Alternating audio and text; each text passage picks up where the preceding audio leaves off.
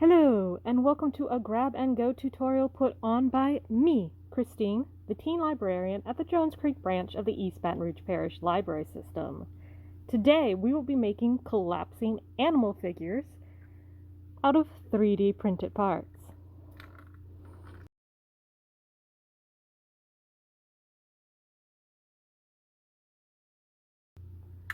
The materials you will need are 3D printed parts, paint, paintbrush, waxed cotton cord, scissors,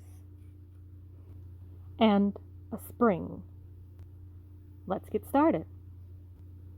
The first thing you'll want to do is break off this brim around your 3D printed parts and break them off into their component pieces.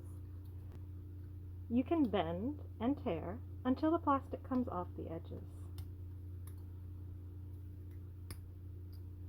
And you're left with a piece like this. You can use your scissors to cut any loose threads, so to speak, off.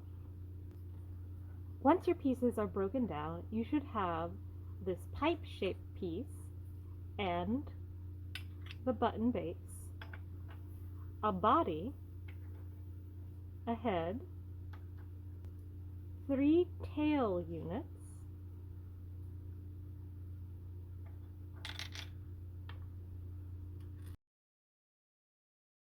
leg units, 1 neck, which is slightly fatter and shorter than a leg piece, and 4 feet. You should also have this tool, which we'll be using later on, to hold the button down while we string everything together. But first, it's time to paint. You'll want to get out your 2 paint colors and paint as you see proper.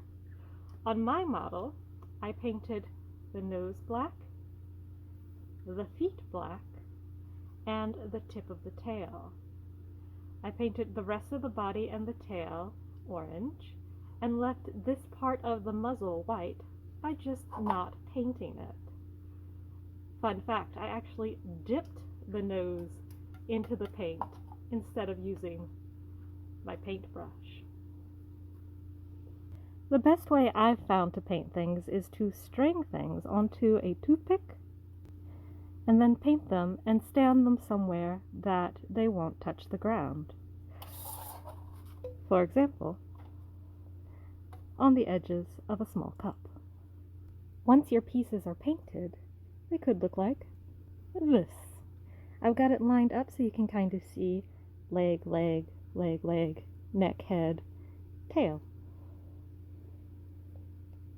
But before we start stringing things together here, we need to work on the button, the most difficult part of this entire process.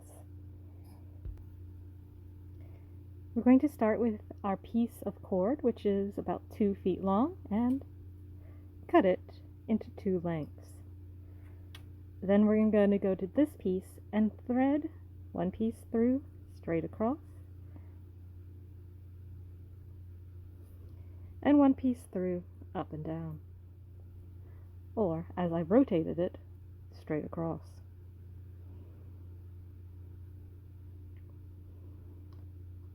Then we'll fix the spring on top. It should snap into place. Then we'll thread each of these threads through one of the holes in here and try to keep them untangled by going in a similar motion the entire time. So I did that one. Next is this one over here.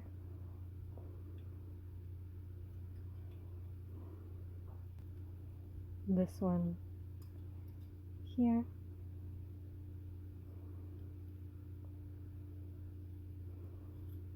And my last one in the last hole.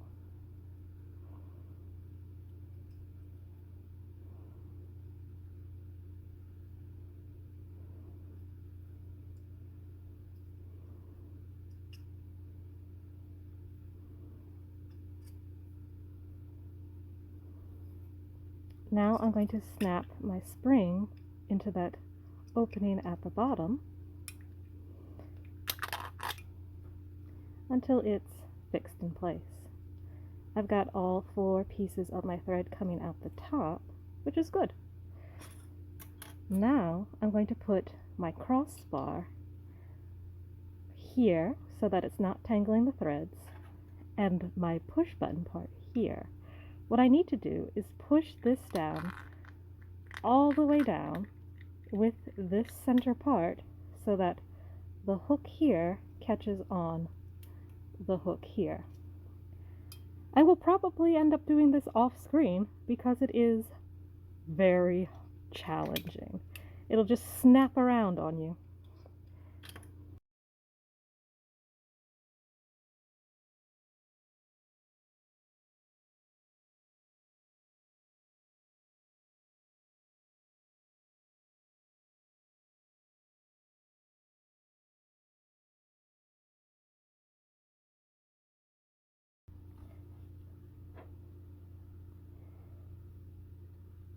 I got it close enough for it to work. I hope. Let's string things before it pops open again. First will be the feet.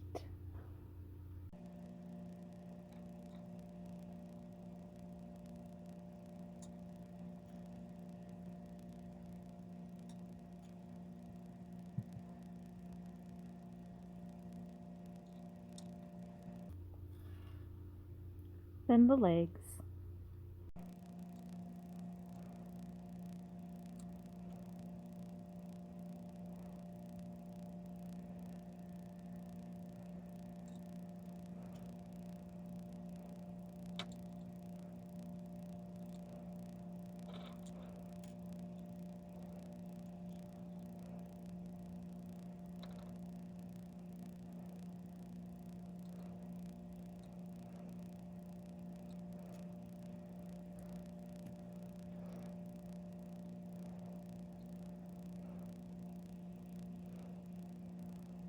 And the body.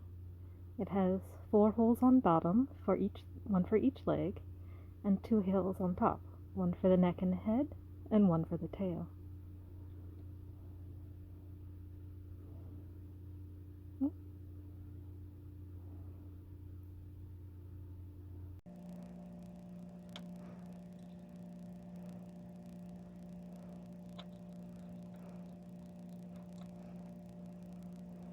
Don't forget your neck.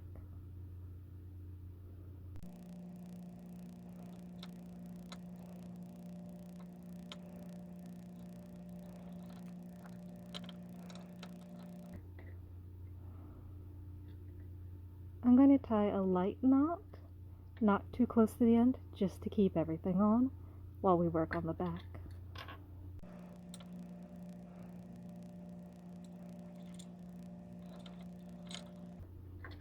Be sure to put the left leg through the left leg hole and the right leg through the right leg hole without twisting things.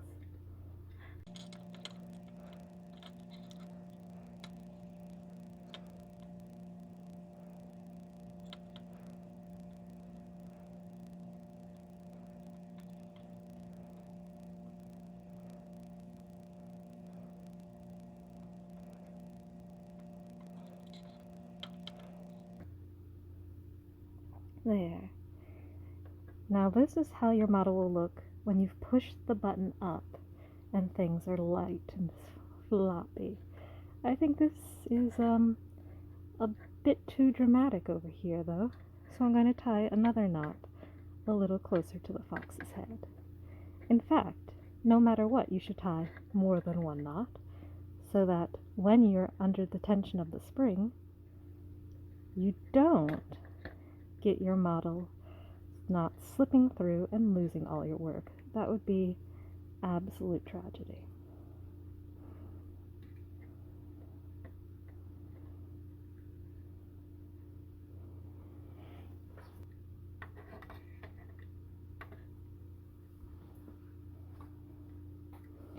Okay, it's the moment of truth. We're going to take off our button tool. And we see how our fox is doing. Hey, he looks pretty good. And when we push the button,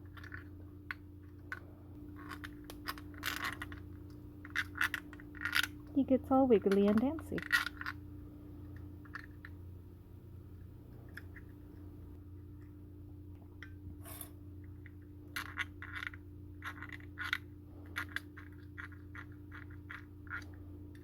Alright. Ooh, see? I only did one knot at the back. I need to do another, or that's going to pull right through. I should have done it when things weren't at tension. Let's see if I can get this back on. And then tie another knot. Wish me luck. Now that our knots are finished, we can snip off our extra thread.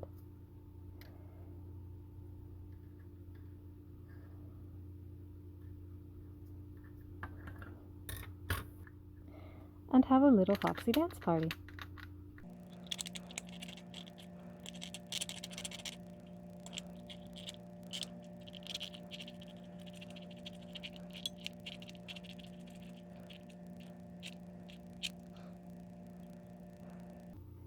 I hope you have enjoyed this grab and go activity. If you have, please engage with us positively on social media and return to the library for more grab and go activities.